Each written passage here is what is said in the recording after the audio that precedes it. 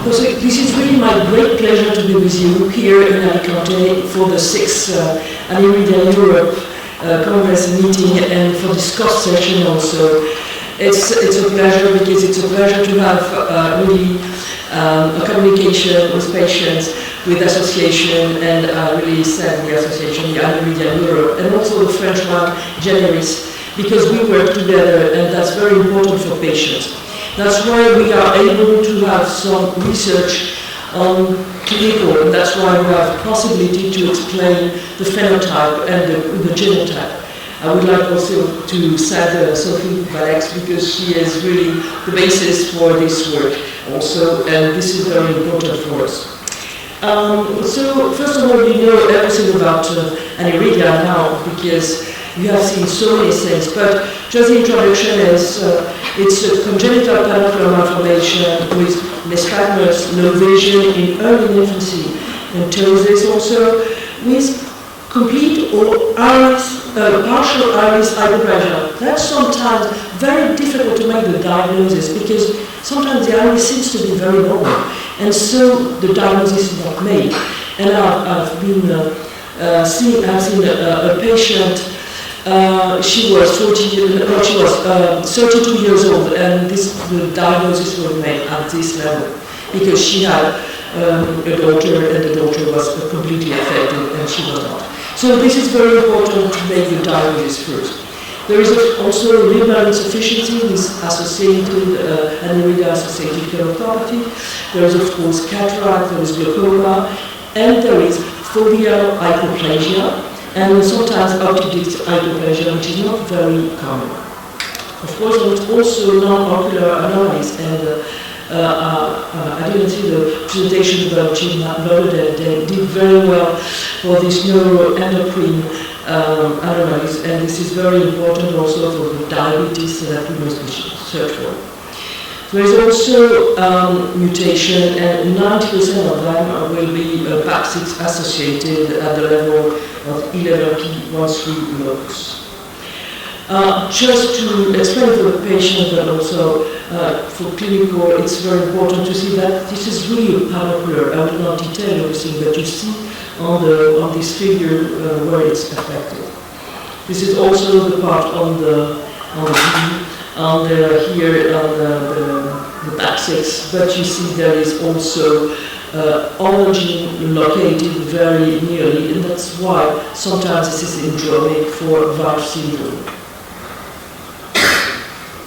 So our study is, because foveal hypoplasia has been poorly characterized, even if I knew there was also some studies, and for patients I think this is really important. So we would like to analyze foveal hypoplasia on spectral domain optical coherence tomography, OCT, and in an patient, and to correlate these findings to visual acuity and severity of the iris hypoplasia and presence of PAC6 gene anomaly.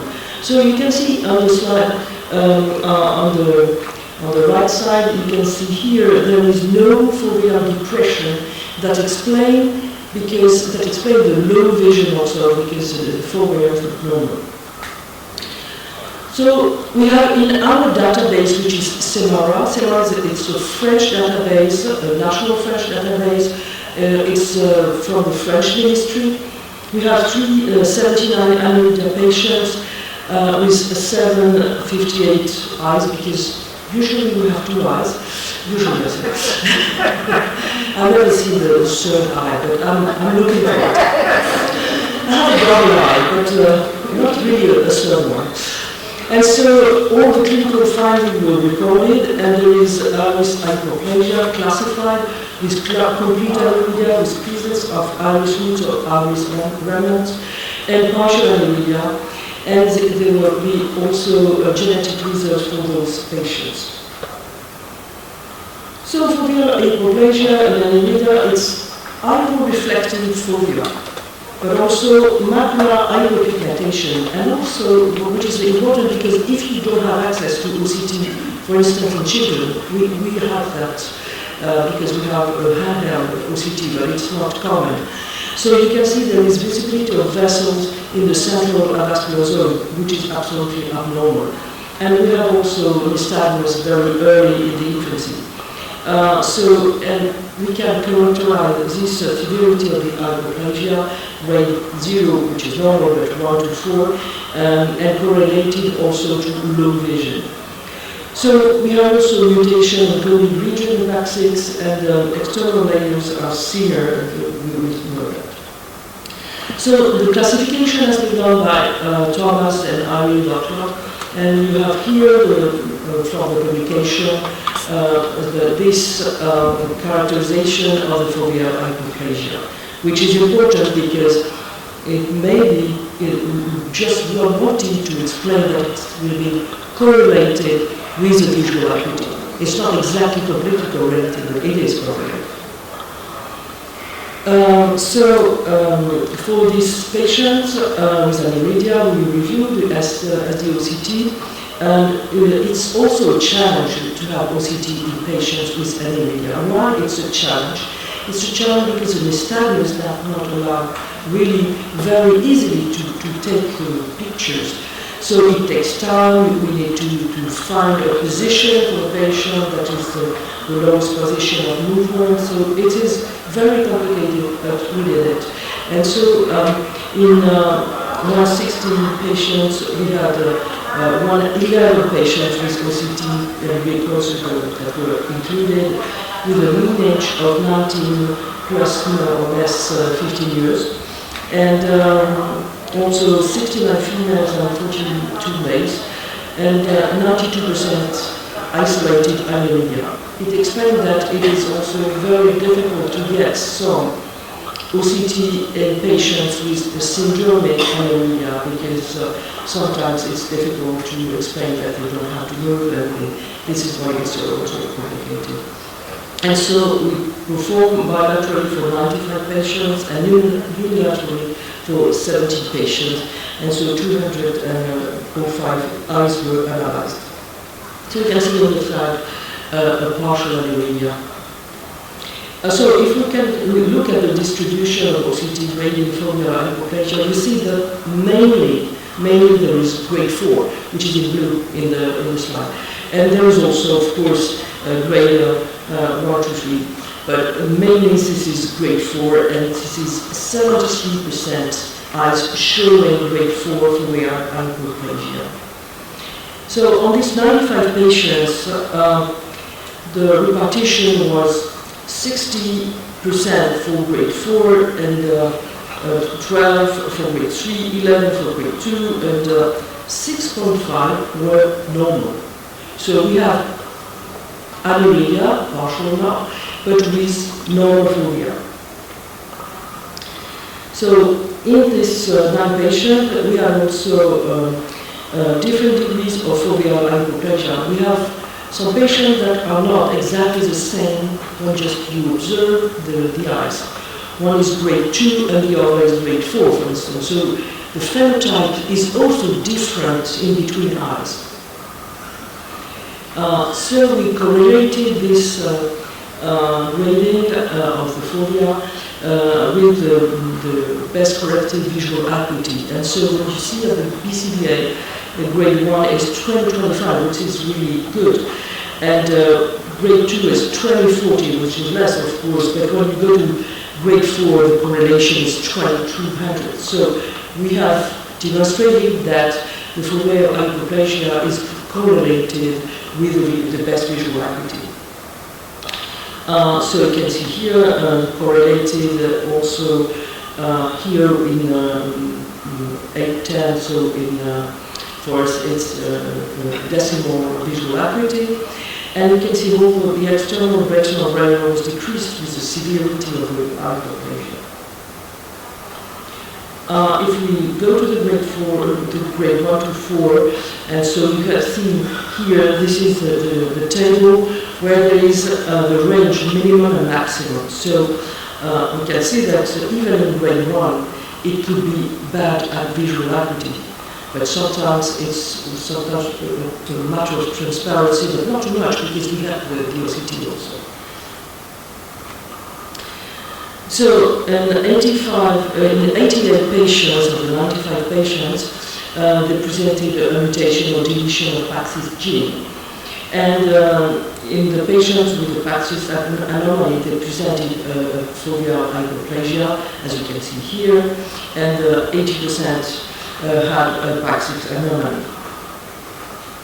So look at this, grade 3 or 4, and so you can see here, there is no PAX6 anomaly, there is really less grading of foveal hypoplasia. Also, we can go to the results of PAX6 mutation here, and we just go for something which is really severe to less.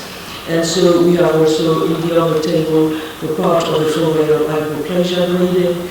And so we see that in the uncoded regions, this is really the less foveal grading of foveal hypoplasia, and for the grade 4, it's all this more severe mutation.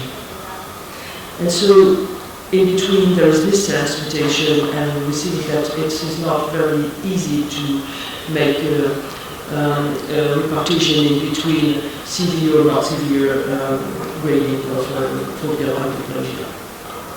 Also, when we go to see how is the iris comparing with the foveal hypoplasia, there is also complete aniridia is really with grade 4 is very, very important. But we'll see also with partial, there is also grade 4, which is not bad. Just to explain, for instance, this mother, and she was just identified as coloboma of the iris. So, geneticists that say, okay, that's okay, it's just that, so that's not important. But also, the daughter has more. But what is important to see is, even if one eye is a quite normal iris, there is a complete grade 4 foveal hypoplasia. Just look at this also, and it's also interesting for this patient, also with grade 4. And here, in the same patient, you have one with grade 2 foveal hypoplasia, and the other eye with grade 4 and a complete aniridia. And this here, which is a partial aniridia, there is no PAX6 anomaly found. So, just to have a take-home message, really, foveal hypoplasia is a more constant sign in congenital aniridia. It means that if you have foveal hypoplasia, it's more common than an iris anomaly. So it's really interesting. There is correlation also with visual acuity. Half of the patients with congenital partial aniridia presented with foveal hypoplasia grade 4. So it strongly helps for the diagnosis.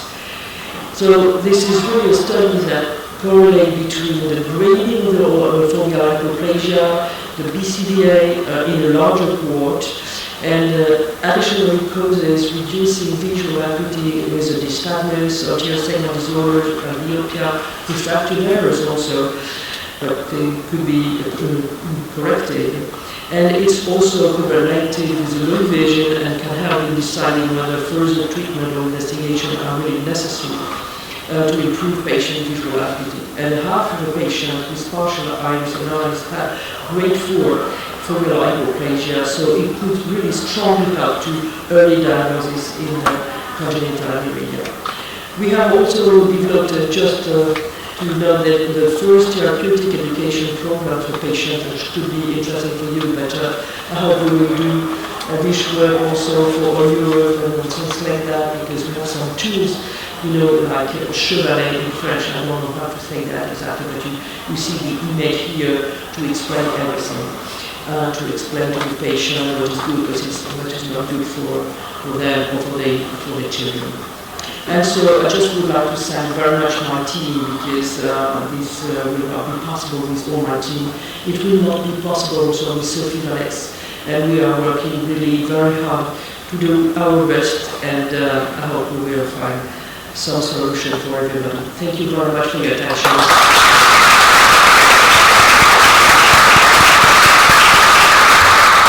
Thank you, Dominique.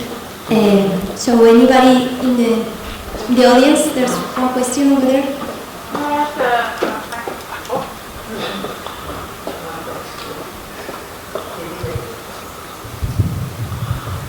When you have the two eyes not matching, is there a bias in one direction versus the other?